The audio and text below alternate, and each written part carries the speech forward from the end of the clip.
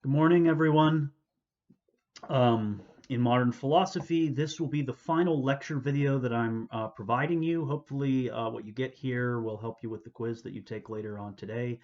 Let me just say a few more things about the class in terms of going into this final week and finals week. I sent out an email yesterday about the final exam.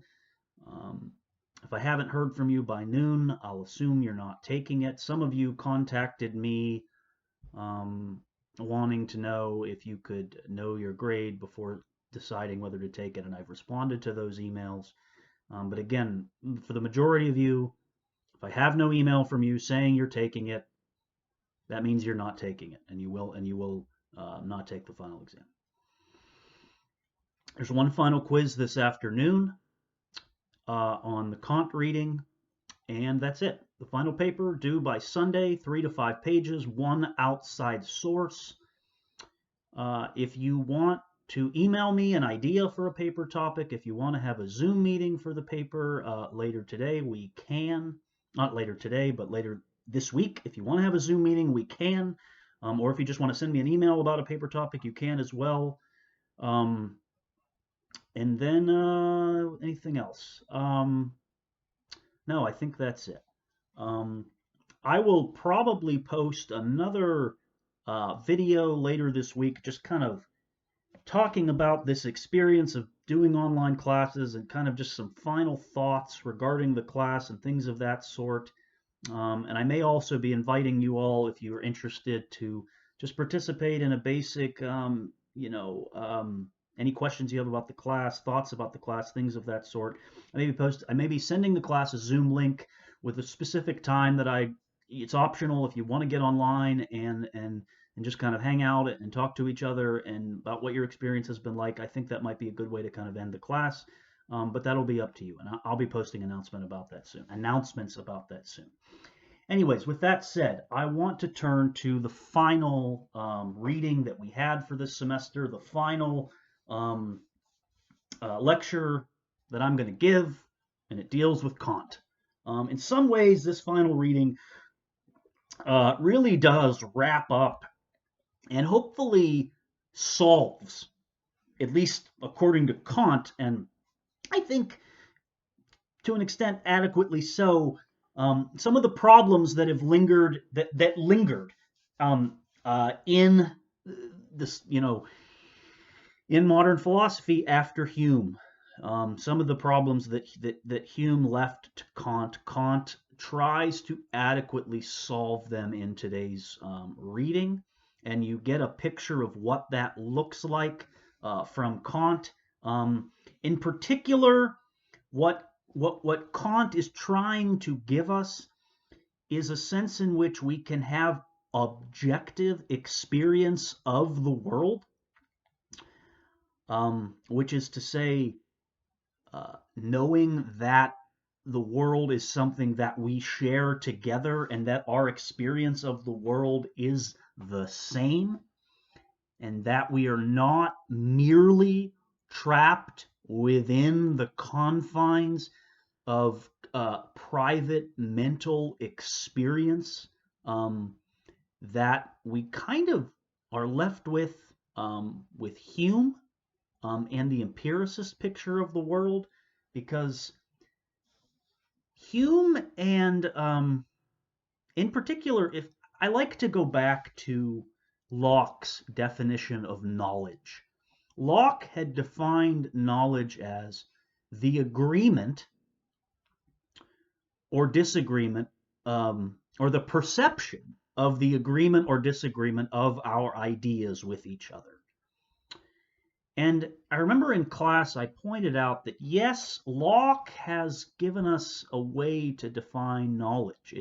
It's when we perceive that our ideas agree with each other.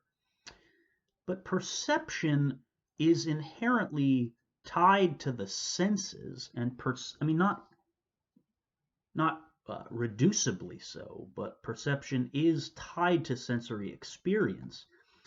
And the problem with that is that perception um, does not allow us in any way to know that things are objectively the case. I can report about what I perceive as the agreement or disagreement of my ideas.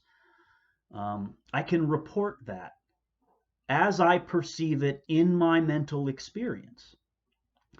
But is there any sense in which my reporting of that, is there any sense in which I can know that my reporting of my mental experience is the same as the reporting of your mental experience?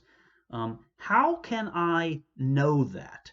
When I say, the example that Locke gives, when I perceive that red is not black, and though that's the most simple, and it's the is not. The is not is the perception of the agreement or disagreement. And when I say is not, linguistically, I am not, at least the is not is that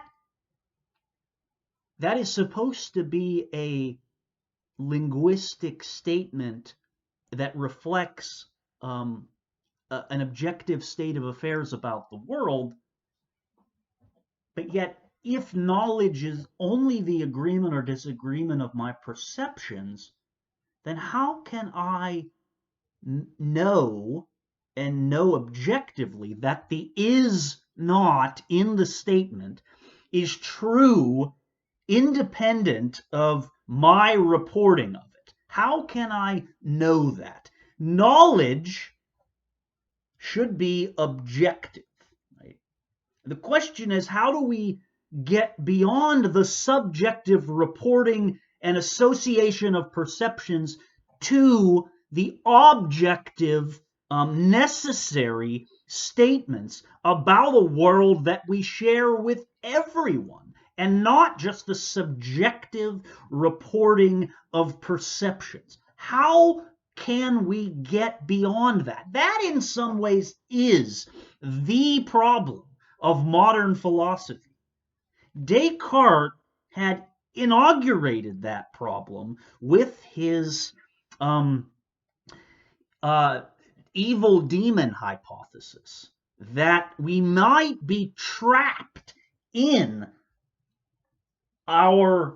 we are trapped in a veil of perception, that there is no getting beyond the veil that our perception kind of covers over us, in a sense. And that's the task that Kant has to solve with his philosophy, is giving us an objective world, an objective, giving us how knowledge of the objective world is possible. And that's no small thing.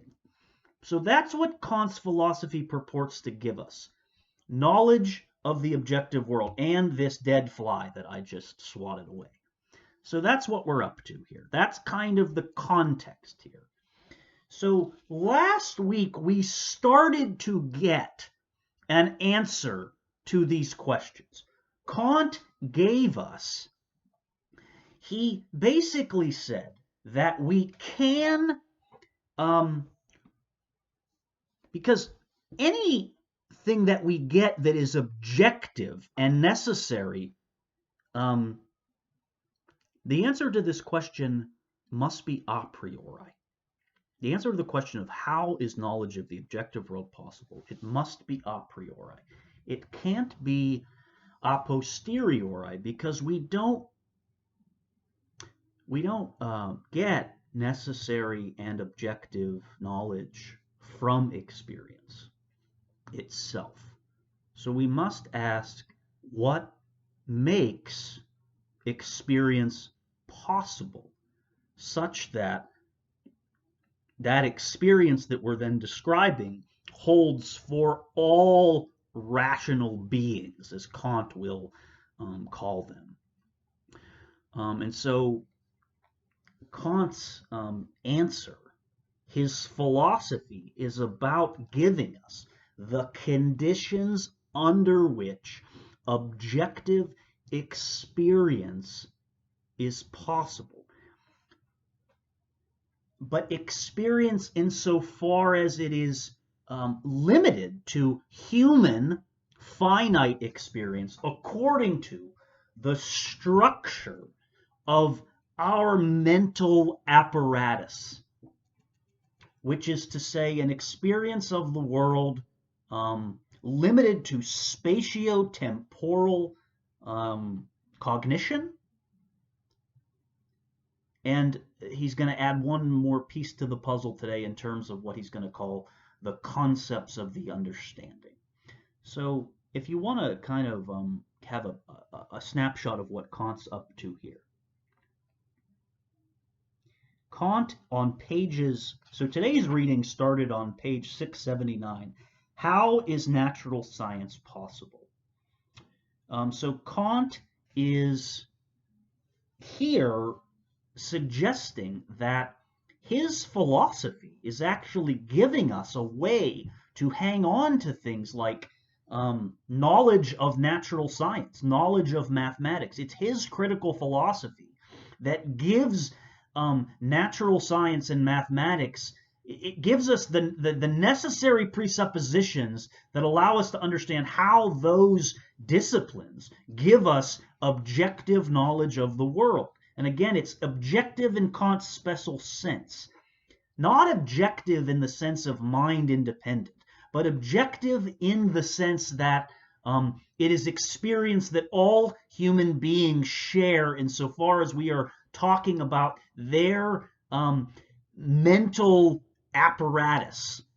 And for Kant, the mental apparatus that all of us share is an understanding that applies concepts to intuitions. So the sensibility is what gives us spatio-temporal intuitions, and the understanding applies concepts to those spatio-temporal intuitions. And that is the structure that all of us share, and that is the sense in which experience is objective, because that is the only possible experience that we can have, the only one. So Kant, that's why Kant always wants to talk about, he wants to leave open that there are other experiences of the world possible. He doesn't want to limit it and say there is no other. There could be aliens that experience the world differently. But insofar as we were talking about possible experience for human beings, then we are talking about that mental structure and apparatus. So what Kant is up to at the beginning on pages 677 to 679 today,